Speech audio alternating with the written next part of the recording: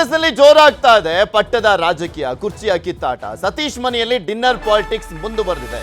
CM ಸೇರಿದಂತೆ ಆಪ್ತ ಸಚಿವರು ಭಾಗಿಯಾಗಿದ್ದಾರೆ. ಮೊನ್ನೆ ಶಾಸಕರಿಗೆ, ನಿನ್ನೆ ಸಚಿವರುಗಳಿಗೆ ಕೊಟ್ಟಿದ್ದಾರೆ. ನಾಯಕತ್ವ ಕುರಿತಾಗಿ ನಾಯಕರು ಚರ್ಚೆಯನ್ನ ಮಾಡಿದ್ದಾರೆ. ಪ್ಲಾನ್ ಎ ಮತ್ತು ಪ್ಲಾನ್ ಬಿ ಸಮಾಲೋಚನೆಯನ್ನ ಕೂಡ ಮಾಡಲಾಗಿದೆಯಂತೆ.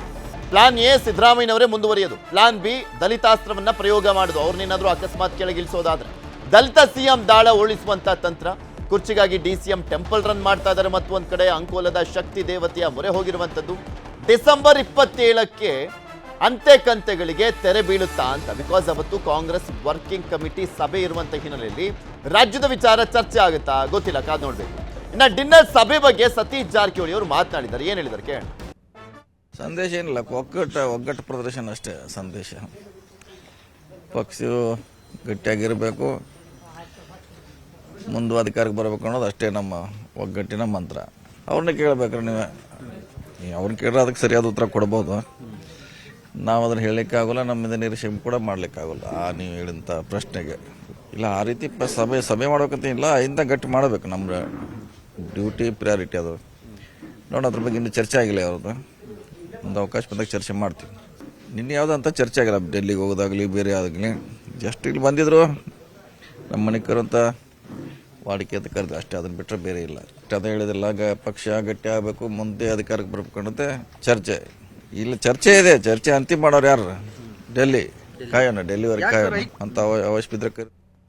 ಹೈಕಮಾಂಡ್ ನನ್ನ ಪರ ಇದೆ, ಹೈಕಮಾಂಡ್ ಹೇಳೋವರೆಗೂ ನಾವೇ ಸಿಎಂ ಅಂತ ಸಿದ್ದರಾಮಯ್ಯವ್ರ ಕಲಾಪದಲ್ಲೂ ಕೂಡ ಮಾತನಾಡಿದ್ದಾರೆ. ಹೈಕಮಾಂಡ್ ನನ್ನ ಪರ ಇದೆ, ಹೈಕಮಾಂಡ್ ಹೇಳೋವರೆಗೂ ನಾನೇ ಸಿಎಂ ಅಂತ ಮತ್ತೊಮ್ಮೆ ಪುನರುಚ್ಚರಿಸಿದ್ದಾರೆ. ಏನ್ ಹೇಳಿದ್ರು ಕೇಳ್ಬೇಡ.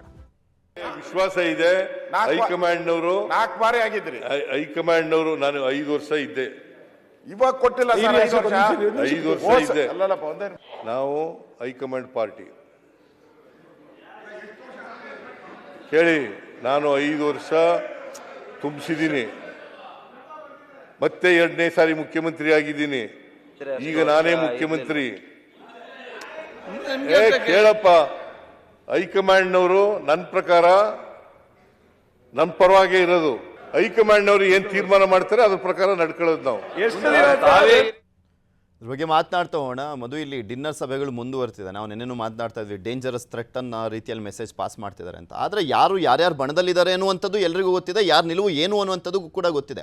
ಆದರೆ ಪದೇ ಪದೇ ಈ ರೀತಿಯಾಗಿ ಸೇರುವ ಮುಖಾಂತರ ಎಲ್ಲವೂ ಸರಿ ಇಲ್ಲ ಅನ್ನುವಂಥದ್ದು ಇವರೇ ಆಹಾರ ಮಾಡಿಕೊಡ್ತಿದಾರಲ್ಲ ಅಂತ. ಸರಿ ಇಲ್ಲ ಅಂದರೆ ಬೇಕಿದೆ. ಇವಾಗ ಅವರು ಒಂದು ಶಕ್ತಿ ವ್ಯೂಹವನ್ನು ರಚಿಸಬೇಕಿದೆ. ಈಗ ಸಿದ್ದರಾಮಯ್ಯ ಅವರು ಹೈಕಮಾಂಡ್ ಹೇಳದಂತೆ ಕೇಳ್ತೀನಪ್ಪ, ನಿಮ್ಗೆ ಯಾಕೆ, ನಿಮ್ಮಲ್ಲಿಲ್ವಾ ಹೈಕಮಾಂಡ್ ಸಂಸ್ಕೃತಿ? ನಮ್ಮಲ್ಲೂ ಇದೆ, ನಮಗೊಬ್ಬ ವರಿಷ್ಠರಿದ್ದಾರೆ ಅಂತ ಹೇಳಿ ಅಷ್ಟಕ್ಕೆ ಮುಗಿಸ್ಬೋದಾಗಿತ್ತು. ಆದರೆ ಅವ್ರು ಹೇಳ್ತಿರೋದ್ರಲ್ಲಿ ನನ್ನ ಪ್ರಕಾರ ಅಂತ ಸೇರಿಸ್ತಾರೆ. ನನ್ನ ಪ್ರಕಾರ ಹೈಕಮಾಂಡ್ ನನ್ನ ಜೊತೆಗಿದೆ, ಅವ್ರು ಹೇಳ್ದಂಗೆ ಕೇಳ್ತೀವಿ. ಸೊ ಅದರಲ್ಲಿ at the same time address ಮಾಡ್ತಾ ಇರುವಂಥದ್ದು ಅಪೋಸಿಷನ್ ಪಾರ್ಟಿ ಅಶೋಕ್ ಅವ್ರು ಯಾರು ಇದ್ದಾರೆ ಅವ್ರಿಗೆ ಅಂತ ಅನ್ಸಿದ್ರು ಕೂಡ ಅದೇ ಜಾಗದಲ್ಲಿ ಹೈಕಮಾಂಡ್ಗೂ ಮೆಸೇಜ್ ಕೊಟ್ಟಂಗೆ. ನನ್ನ ಪ್ರಕಾರ ಹೈಕಮಾಂಡ್ ನನ್ನ ಜೊತೆಗಿದೆ ಅಂತಂದರೆ ಅವರು ಮನದಾಳದ ಮಾತು, ನಾನು 5 ವರ್ಷ ಆಗಬೇಕು, ಕಂಟಿನ್ಯೂ ಆಗಬೇಕು ಅಂತ. ಅದನ್ನ ಮೀರಿ ಇವರು ಕಿತ್ತು ಹೊರಗಡೆ ಕೂರಿಸ್ತಾರ? ಕೂರ್ಸೋಕ್ಕಾಗುತ್ತಾ? ಯಾರಿಗೆ ಗಟ್ಸಿದೆ ಅಂತ ಜಮೀರ್ ಅವ್ರು ಕೇಳಲಿಲ್ವಾ? ಅವರು ಅಫ್ಕೋರ್ಸ್ ಹೈಕಮಾಂಡ್ ಬಿಟ್ಟು ಯಾರು ಗಟ್ಸಿದೆ ಅಂತ ಹೇಳಿದ್ರು. ಸ್ಟಿಲ್ ಗಟ್ಸ್ ಯಾರಿಗಿದೆ ಅನ್ನೋದ್ರಲ್ಲಿ ಅರ್ಥ ಇದೆ. ಮತ್ತು ಸತೀಶ್ ಜಾರಕಿಹೊಳಿ ಅವರು ಹೇಳಿದ್ದು ಕೂಡ ಯಾರು ಡಿಸೈಡ್ ಮಾಡೋದು? ನಾವು, ಇವರು, ಮತ್ತೊಬ್ಬರಲ್ಲ. ಅದೆಲ್ಲರಿಗೂ ಮೆಸೇಜ್ ಹೈಕಮಾಂಡ್ ಅಲ್ವಾ? ಸೊ ಹೈಕಮಾಂಡ್ ಡೆಲ್ಲಿಯಿಂದ ಬರೋರು ನೋಡೋಣ ಅಂತಂದರೆ ಕ್ಲಿಯರ್ ಆಗಿ ಹೈಕಮಾಂಡ್ ಮೇಲೆ ಏನು ಸ್ಟ್ರೆಸ್ ಕ್ರಿಯೇಟ್ ಮಾಡಬೇಕು ಪೊಲಿಟಿಕಲ್, ಅದನ್ನು ಕ್ರಿಯೇಟ್ ಮಾಡಿದ್ರೆ ಸಕ್ಸಸ್ ಆಗಿದೆ, ಆಗ್ತಾ ಇದೆ. ಅದಕ್ಕೆ ಪೂರಕವಾಗಿ ಒಂದು 25 ಮಠಾಧೀಶರು ಅವ್ರು ಯಾರೇ ಇರ್ಬೋದು, ತುಮಕೂರಲ್ಲಿ ಕೂತ್ಕೊಂಡು ಪರಮೇಶ್ವರ್ ಅವ್ರ ಪರ ಸುದ್ದಿಗೋಷ್ಠಿ ಮಾಡ್ತಾರೆ, ಪ್ರೊಟೆಸ್ಟ್ಗಳಾಗುತ್ತೆ. ಮತ್ತು ಇವರು ಅಹಿಂದವನ್ನು ನಾವು, ಅದು ನಮ್ಮ ಡ್ಯೂಟಿ ಪ್ರಯಾರಿಟಿ ಅಂತ ಹೇಳ್ತಾರೆ ಸತೀಶ್ ಜಾರಕಿಹೊಳಿ ಅವರು, ಅದನ್ನು ಬಲಗೊಳಿಸಬೇಕು ಅಂತ. ಅದೆಲ್ಲ ಸಂದೇಶ ಅಲ್ಲ ಅನ್ನೋದ್ರಲ್ಲೂ ಕೂಡ ಸಂದೇಶ ಇದೆ. ಕ್ಯಾಶುವಲ್ ಆಗಿ ರೊಟೀನ್ ಮೀಟಿಂಗ್ ಅಂತ ಹೇಳ್ತಾ ಇದ್ರು ಕೂಡ ಏನು ಮೆಸೇಜನ್ನು ಕೊಡಬೇಕು, ಕನೆಕ್ಟಿಂಗ್ ಡಾಟ್ಸ್ ಥರ. ಹರಿಪ್ರಸಾದ್ ಅವರು ಸತೀಶ್ ಜಾರಕಿಹೊಳಿ ಪರವಾಗಿ ಮಾತನಾಡುವಂಥದ್ದು, ಅವರು ಮುಂದಿನ ನಾಯಕತ್ವ ವಹಿಸಿದರೆ ಚೆನ್ನಾಗಿರುತ್ತೆ ಅಂತ. ಯತೀಂದ್ರ ಅವರು ರಿಪೀಟೆಡ್ಲಿ ಸತೀಶ್ ಜಾರಕಿಹೊಳಿ ಹೆಸರನ್ನು ಹೇಳೋದು. ಯತೀಂದ್ರ ಅವರು ರಿಪೀಟೆಡ್ಲಿ ಸಿದ್ದರಾಮಯ್ಯ ಅವರು ಉಳಿತಾರ, ಹೈಕಮಾಂಡ್ ಯಾರಿಗೇನು ಮಾತು ಕೊಟ್ಟಿಲ್ಲ, ಕ್ಲಿಯರ್ ಆಗಿದೆ, ಹೈಕಮಾಂಡ್ ಅಪ್ಪಾಜಿ ಪರವಾಗಿದೆ ಅನ್ನೋ ಥರ ಮಾತನಾಡುವಂಥದ್ದು. ಇದೆಲ್ಲವೂ ಕೂಡ ಶೀರ್ ಇಂಡಿಕೇಶನ್ಸೇ. ಯಾವ ರೀತಿ ಅಂತಂದರೆ ಸಿದ್ದರಾಮಯ್ಯ ಅವ್ರಿಗೆ ಮನಸ್ಸಿಲ್ಲ ಇಳಿಯೋಕ್ಕೆ, ಅದನ್ನು ಮೀರಿ ಇಳಿಸೋಕೆ ಹೋದರೆ ಬೇರೆ ಬೇರೆ ಒಂದಷ್ಟು ಲೂಸ್ ಪ್ಲಗ್ ಪಾಯಿಂಟ್ಸ್ಗಳಿದ್ದಾವೆ ಅನ್ನೋದನ್ನು ತೋರಿಸ್ತಾ ಇದ್ದಾರೆ.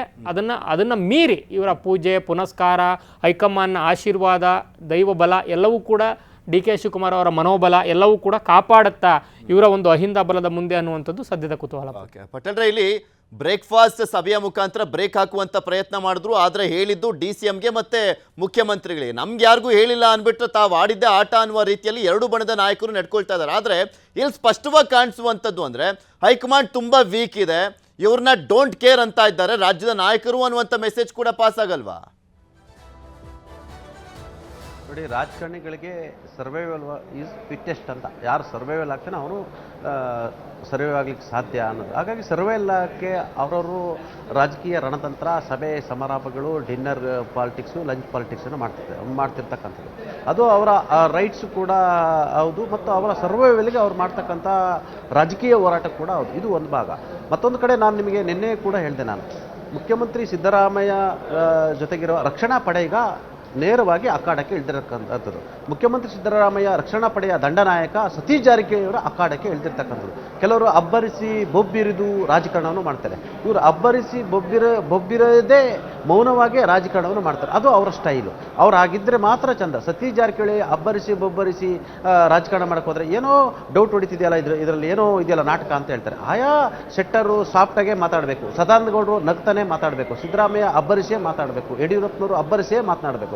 ಅವರ ಕ್ಯಾರೆಕ್ಟರ್ ಏನಾದರೂ ಒಂದಷ್ಟು ಚೇಂಜಸ್ ಆದರೆ ಜನಕ್ಕೂ ಡೌಟ್ ಬರುತ್ತೆ, ಏನೋ ನಾಟಕ ಮಾಡ್ತಿದ್ದಾರೆ ಇವರು ಅಂತೇಳಿ, ಆ ರೀತಿ. ಹಾಗಾಗಿ ಇಲ್ಲಿ ನಿನ್ನೆ ದಂಡನಾಯಕ ಸತೀಶ್ ಜಾರಕಿಹೊಳಿಗೆ ಈಗ ಹೋರಾಟದ ಮುಂಚೂಣಿಯನ್ನು ಕೊಟ್ಟಿದ್ದಾರೆ, ಅಖಾಡಕ್ಕೆ ಇಳಿಸಿದ್ದಾರೆ. ಆ ಮುಖಾಂತರ ಸತೀಶ್ ಅವರು ಹೇಳಿದರು, ನಮ್ಮ ರಿಪೋರ್ಟರು ಅವ್ರನ್ನ ಟಿಕ್ ಟಾಕ್ ಅನ್ನು ಮಾಡಿದಾಗ ಹೇಳಿದರು, ಐಯಿಂದ ಗಟ್ಟಿಗೊಳಿಸ್ಬೇಕ್ರಿ, ಪಕ್ಷ ಒಗ್ಗಟ್ಟುಗೊಳಿಸ್ಬೇಕ್ರಿ, ಅದೇ KPCC ಇದು ಮಾಡ್ಬೇಕ್ರಿ, ಇಲ್ಲ ಬದಲಾವಣೆ ಆ ಥರ ಏನಿಲ್ಲರಿ, ಆಯ್ತು ಯಾರು ಹೇಳಿದ್ರು ಅವ್ರನ್ನೇ ಕೇಳಿ ನಾಯಕತ್ವ ಅನ್ನೋ ಮುಖಾಂತರ ನಾವು ಸುಮ್ಮನೆ ಕೂತಿಲ್ಲ, ಸೆಡ್ಡು ಹೊಡೆದಿದ್ದೀವಿ, ಯುದ್ಧಕ್ಕೆ ಸನ್ನದ್ಧರಾಗಿದ್ದೀವಿ ಎಂಬ ಸಂದೇಶವನ್ನು ರವಾನೆ ಮಾಡ್ತಿರ್ತಕ್ಕಂಥದ್ದು. ನಿನ್ನೆ ಸಭೆಯಲ್ಲಿ ಕೂಡ ಮುಖ್ಯಮಂತ್ರಿ ಸಿದ್ದರಾಮಯ್ಯವರು ನನಗೆ ಹೈಕಮಾಂಡ್ ಮೇಲೆ ವಿಶ್ವಾಸ ಇದೆ, ಹೈಕಮಾಂಡ್ ಮೇಲೆ ಭರವಸೆ ಇದೆ, ಮತ್ತು ಆ ಹೈಕಮಾಂಡ್ ಅವರು ನನ್ನ ಮೇಲೆ ವಿಶ್ವಾಸ ಇಟ್ಟಿದ್ದಾರೆ ಅನ್ನೋ ಮಾತನಾಡೋದು. ಒಂದು ವೇಳೆ ಅಂತ ಪ್ರಸಂಗ ನಡೆದ್ರೆ ನಾವೇ ದೆಹಲಿಗೆ ಹೋಗ್ತೀವಿ, ಕನ್ವಿನ್ಸ್ ಮಾಡ್ತೀವಿ, ನಮಗೆ 28ರ ಚುನಾವಣೆ ಮುಖ್ಯ, 29ರ ಚುನಾವಣೆ ಮುಖ್ಯ, ಅಹಿಂದ ಅನ್ನೋದೇ ಕಾಂಗ್ರೆಸ್ನ ವೋಟ್ ಬ್ಯಾಂಕು, ಕಾಂಗ್ರೆಸ್ನ ಮೂಲ ವೋಟ್ ಬ್ಯಾಂಕನ್ನು ನೀವು ಹೊಡೆದಾಕಿದ್ರೆ ಬಹುಶಃ ನಿಮ್ಗೆ 28 ಅಲ್ಲ 29ಕ್ಕೂ ನಿಮ್ಗೆ ಕಷ್ಟ ಅಂತೇಳಿ ನಾವೇ ಕನ್ವಿನ್ಸ್ ಮಾಡ್ತೀವಿ ಅಂತೇಳಿ CM ರವರ ರಕ್ಷಣಾ ಪಡೆ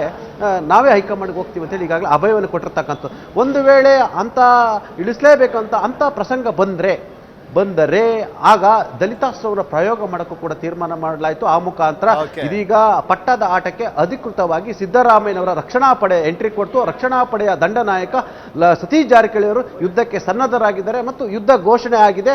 ಅದು ಯಾವಾಗ ಬೇಕಾದರೂ ದೊಡ್ಡ ಮಟ್ಟದ ರಣವ್ಯೂಹ ಆದರೂ ಕೂಡ ಆಶ್ಚರ್ಯ ಪಡಬೇಕಾಗಿಲ್ಲ ಪೃಥ್ವಿ.